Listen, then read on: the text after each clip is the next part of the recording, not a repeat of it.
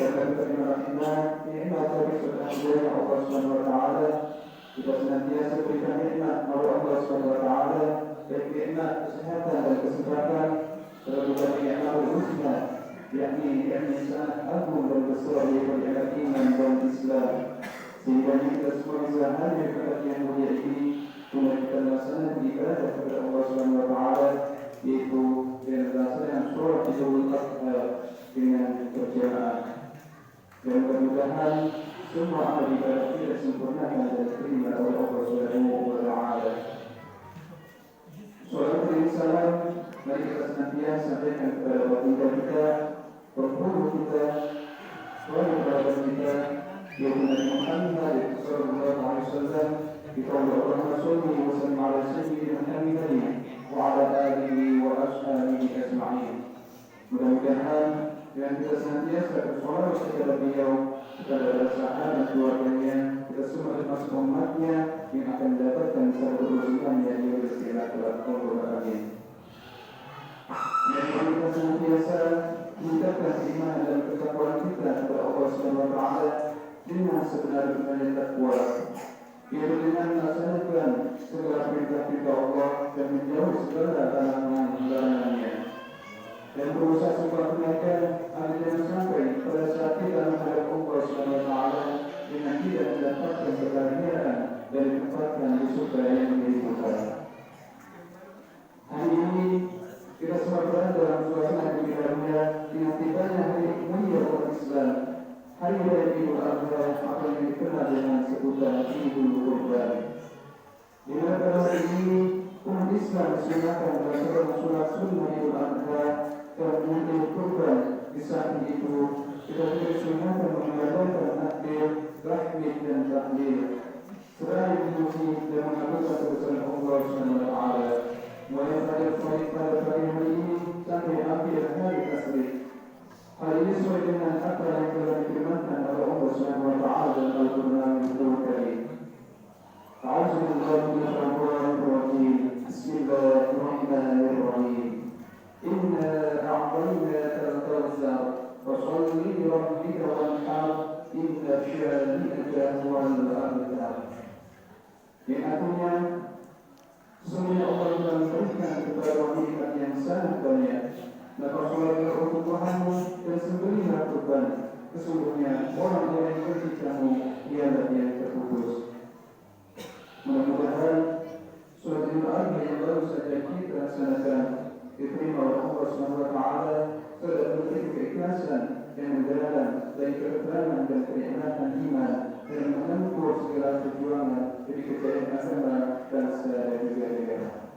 Allahu Akbar, Allahu Akbar, Allahu Akbar walillahil hamd.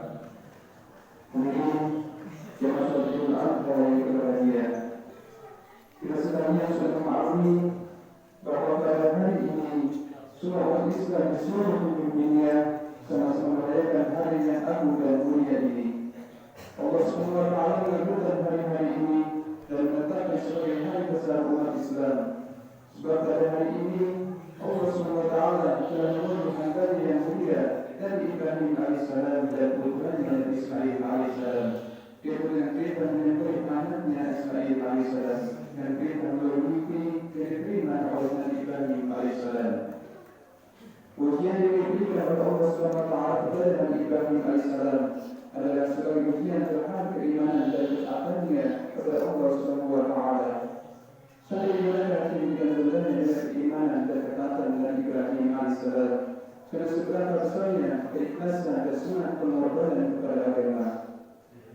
Menyadari ujian dari Allah Subhanahu wa taala yang diberikan oleh mimpi ini, maka setelah beliau meyakini bahwa mimpi yang diberikannya dengan istri dan menjadi putranya adalah benar-benar wahyu Allah Subhanahu wa taala.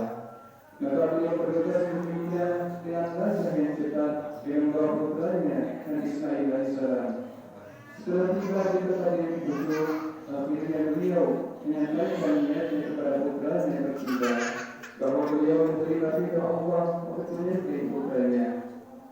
Nabi Ismail alaihissalam yang telah jelas menerima keterangan dan memahami maksud dan tujuan ayah andanya untuk menyembelih dirinya, dan sekaligus meyakini serta mengerti bahwa itu benar-benar perintah Allah Subhanahu wa Ta'ala. Maka Nabi Ismail pun pasrah dan ikhlas untuk disembelih tanpa banyak tindakan dan juga pikiran. Dengan demikian, kedua orang muda ini sudah sama-sama memasrahkan dirinya terhadap perintah Allah Subhanahu wa Ta'ala. Orang tuanya rela menyerahkan putranya di melaksanakan perintah Allah, dan anaknya juga rela menyerahkan nyawanya untuk memenuhi perintah Allah Subhanahu wa Ta'ala. Tersebut keduanya sama-sama bertekad bulat menyerahkan segala sesuatunya kepada Allah. Maka Nabi Ibrahim alaihissalam segera menyembelih putranya. Nabi Ismail telah diikat dengan tali dan ditidurkan berbaring. Di hari ini diikat, Nabi Ismail akhirnya berkata, "Wahai ayahanda, saya mohon hal ini dilepaskan saja. Nanti jangan-jangan saya di sini tidak taat kepada perintah Allah, tidak dilihat para malaikat." Akhirnya perkataan tadi segera dilepas, lalu Nabi Ibrahim alaihissalam menyembelih putranya dengan menggunakan pisau yang tajam. Walaupun akhirnya pisau tajam itu tidak mempan saat digunakan menyembelih Nabi Ismail alaihissalam.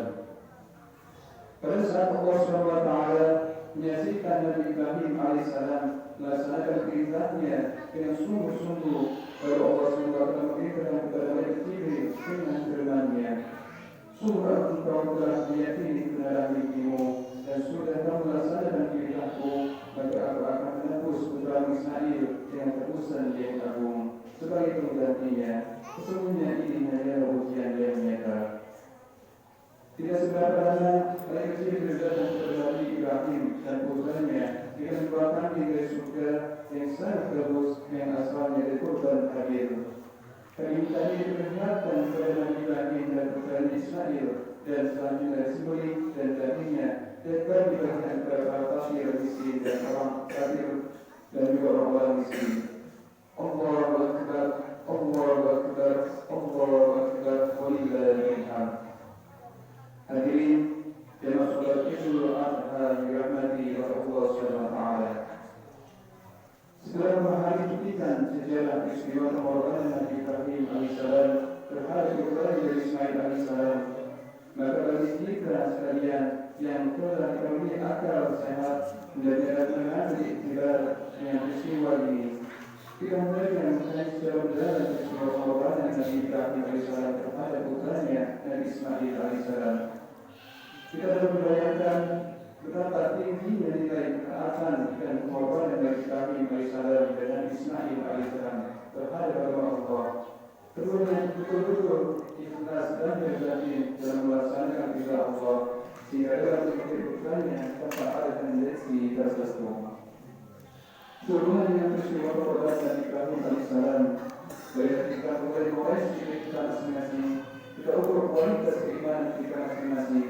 Kita bertanya pada diri kita masing-masing, bagaimanakah ukuran tinggi dan kualitas keimanan kita? Seberapa besarkah ketaatan dan korban kita terhadap agama Allah yang kita miliki? Dua kualitas keimanan, ketaatan dan pengorbanan diri kita masing-masing adalah salah satu pokok dari merayakan akhir dari Idul Adha kali ini. Tujuannya adalah tidak lain supaya mengetahui diri dan dengan perbuatan transportnya iman kita kepada Allah Subhanahu wa Ta'ala, agar supaya kita terhindar dari tipu daya syaitan akan adanya iman dalam bayangan. Allahu Akbar, Allahu Akbar, Allahu Akbar, wallahil hamd. Ma'asyiral muslimin, hadirin salat Idul Adha dirahmati oleh Allah Subhanahu wa Ta'ala. Selanjutnya, untuk patokan atau bahan proyeksi terhadap iman kita masing-masing, tidak perlu menjadi patokan dalam mengukur tinggi dan iman kita. Patokan itu adalah sebagaimana yang telah dicatat oleh Syekh Usman bin Hasan As-Sakir dalam kitab Durratun Nasihin. Beliau berkata, "Al-iman yazidu bil ta'at wa yanqusu bil ma'siyah." Yang artinya, dia menjadi bertambah dengan ketaatan dan berkurang dengan melakukan kemaksiatan. Pengetahuan ini dapat sudah dijadikan standar dalam meneliti kualitas iman seseorang. Dengan demikian, bila kita selalu taat kepada Allah Subhanahu wa Ta'ala dan segala perintah-perintahnya, berarti kita masih memiliki iman. Sebaliknya, jika kita selalu bergelimang di dalam kemaksiatan, berarti iman kita sedang rusak. Jika tidak, sebatas mungkin ditanggulangi, mungkin kemungkinan sama sekali. Meneliti kualitas iman adalah untuk membedakan diri dari kerugian yang tidak kita sadari dan tidak kita sangka-sangka, yang akhirnya membawa pada kerugian. Membedakan diri dari kerugian syaitan yang mengatakan bahwa kita sudah baik, perbuatan kita soleh adalah sungguh telah berbuat kerusakan. Mengingat perbuatannya sudah baik dan sudah sesuai dengan syariat Islam, dan sungguh tersesat jauh dari nilai-nilai Islam.